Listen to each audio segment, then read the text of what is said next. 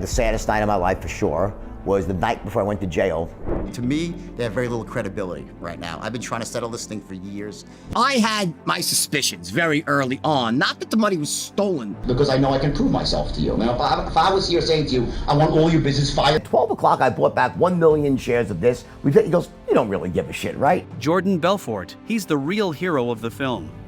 He inspired this incredible success story. Huge gambler and a really major league CEO. Early life. Jordan Ross Belfort is an American entrepreneur, author, speaker, and former stockbroker. But there's more to his story than just that. Belfort was involved in financial crimes related to the stock market, including running a penny stock scam. Can you believe it? He spent 22 months in prison for it. But wait, it gets even crazier.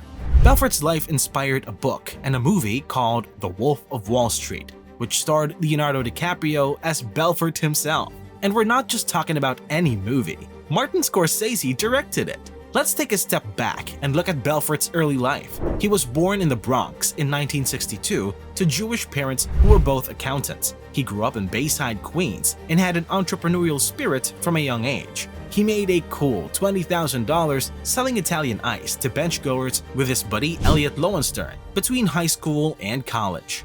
Belfort went on to study biology at American University with plans to attend dental school, but things went differently than planned. He dropped out after the dean told him that the golden age of dentistry is over and he wouldn't make much money in the field. Little did he know, his path would lead him to become the infamous Wolf of Wall Street.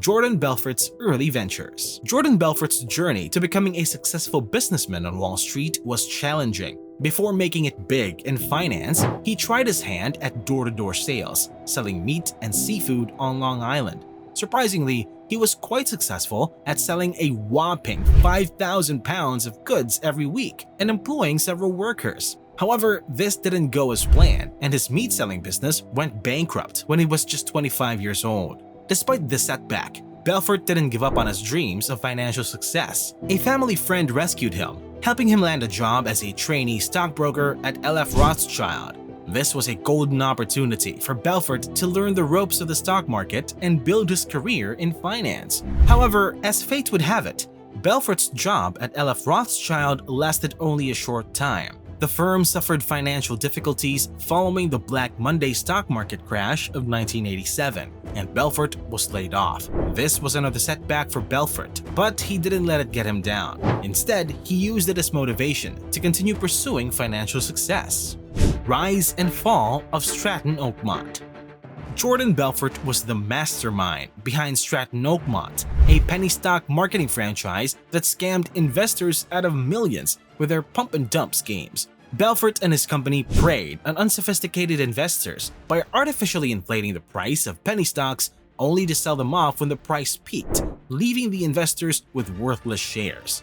Belfort lived a wild and extravagant lifestyle, throwing lavish parties and indulging in recreational drugs, particularly Quaaludes, which he became addicted to. Despite his immoral behavior, Belfort built Stratton Oakmont into a thriving business. At its peak, the company employed over 1,000 stockbrokers and was responsible for more than $1 billion in stock issues, including the IPO for Steve Madden shoes. However, Stratton Oakmont's fraudulent practices didn't go unnoticed. The National Association of Securities Dealers, or NASD, was hot on his tail, eventually leading to the expulsion of Stratton Oakmont in 1996. Belfort wasn't off the hook either. In 1999, he was indicted for securities fraud and money laundering, resulting in a 22-month prison sentence and a hefty $110.4 million restitution payment to defrauded investors. But Belfort didn't let his time behind bars bring him down. He shared a cell with Tommy Chong, who encouraged him to write about his experiences. Belfort listened and turned his life around, becoming a motivational speaker and writer. At a talk in Dubai, Belfort admitted to his greed but emphasized the importance of ambition and passion, ultimately striving to give more than he receives. However, federal prosecutors and SEC officials disagree with Belfort's claims that 95% of Stratton Oakmont's business was legitimate, saying the firm was never a true Wall Street player. Restitution journey and cryptocurrency. Jordan Belfort was once known as the Wolf of Wall Street, a notorious stockbroker who defrauded over 1,500 clients from millions of dollars in the late 1990s. In 2009, he was ordered to pay $110 million in restitution, but he only paid a fraction of that amount, causing federal prosecutors to file a complaint against him. After years of legal battles, Belfort agreed to pay a minimum of $10,000 per month for life towards the restitution. He also claims that he is putting the profits from his public speaking engagements and media royalties towards it. However, there is controversy surrounding his claim that he intended to give 100% of his book and movie royalties to his victims, as prosecutors say that is not entirely true. Despite his shady past, Belfort has turned to investing in cryptocurrency startups, including a stake in Veritasium. He was once a skeptic of Bitcoin, calling it frickin' insanity and mass delusion, but as the prices skyrocketed, he changed his tune. He even supports market regulation, believing it will lead to a more mainstream adoption. However, despite his newfound love for crypto, Belfort declined offers to create wolf-themed NFTs, claiming he could easily make $10 million.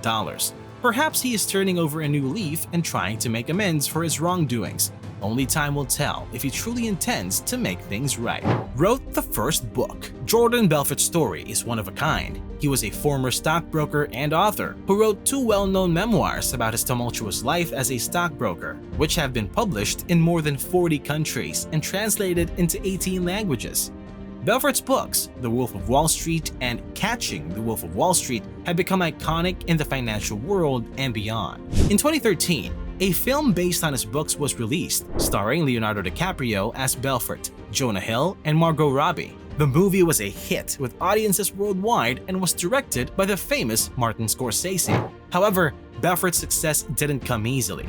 After serving prison, he wrote his first book shortly after his release. The book was so popular that Random House gave him a $500,000 advance. Soon after, a bidding war started for the book's film rights. Despite the success of his books and the movie, Belfort's story has a darker side. The former federal prosecutor who led the criminal investigation of Belfort said that he invented much and that the real Belfort story still includes thousands of victims who lost hundreds of millions of dollars that they will never be repaid. Belfort has been known for his shady and illegal business practices, which led to his eventual downfall. Motivational speaker. As you might know, Belfort is a former stockbroker who gained notoriety for his role in the notorious Wolf of Wall Street penny stock scam. But since then, he's reinvented himself as a motivational speaker and sales expert, using his experiences, both good and bad, to inspire others to reach their full potential. Belfort's speaking engagements are run through his business Global Motivation Inc., and he's been known to command pretty hefty fees for his appearances. We're talking tens of thousands of dollars per speech. And while some have criticized the content of his talks, particularly his recounting of stories from the 90s, there's no denying that he's got a certain charisma and energy that draws people in. One of the most interesting things about Belfort's seminars is his straight line system of sales advice. This system is based on creating a clear path between the customer and the sale that has been touted as a game changer for businesses looking to boost their profits. However, not everything in Belfort's world is sunshine and rainbows. Recently, an investigation uncovered some shady dealings between Belfort and a company called Career Pathways Australia. This company, which received millions of dollars in government funding, was accused of running a scam certification program without real training or value. Despite these controversies, Belfort remains a popular figure in motivational speaking, inspiring countless people to pursue their dreams and reach for the stars. Whether you love or hate him, there's no denying that he's a fascinating figure with much to teach us about life, business, and success. Personal and political views.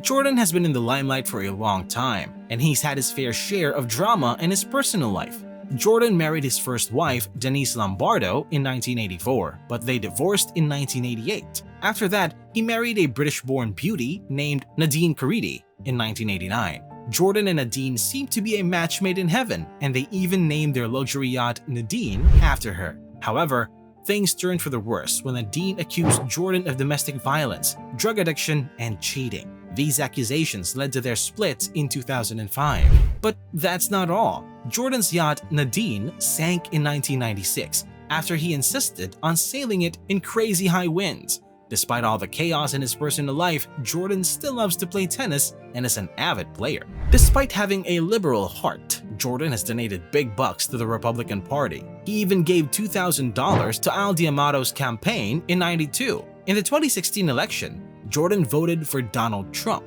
because he liked the idea of small government and tighter immigration. However, he also admits that Trump's rhetoric can be pretty divisive. Regarding the 2020 Democratic parties, Jordan wasn't feeling the policies of Bernie Sanders or Elizabeth Warren. He thinks their policies would wreck the country's foundation. Jordan believes the United States should focus on creating jobs and expanding the economy. He also believes in individual freedoms to bear arms. In addition to his personal life and political views, Jordan also faced a recent challenge in the form of a hacker. In 2021, a hacker swiped 300,000 of digital tokens from Jordan's crypto wallet. Jordan's team responded quickly and worked to recover the stolen funds. The Wolf of Wall Street. Martin Scorsese adapted the book into a movie, and the filming began in August 2012. The Wolf of Wall Street was released on December 25, 2013, and boy, did it make waves. According to Time magazine, many of the wild escapades depicted in the film were consistent with Belfort's memoirs and what was written about him in Forbes articles. Leonardo DiCaprio played the role of Jordan Belfort and killed it. He won the Golden Globe Award for Best Actor in a Musical or Comedy and was nominated for an Academy Award for Best Actor. And get this, folks, Jordan Belfort made a cameo appearance in the movie's closing scene as an Auckland Straight Line host. How cool is that? But that's not all. Jordan Belfort also appeared in an episode of American Greed called The Real Wolf of Wall Street. It was the 8th episode of the 9th season and a total hit. So there you have it, guys. Don't forget to like and subscribe for more exciting content, and we'll see you in the next one.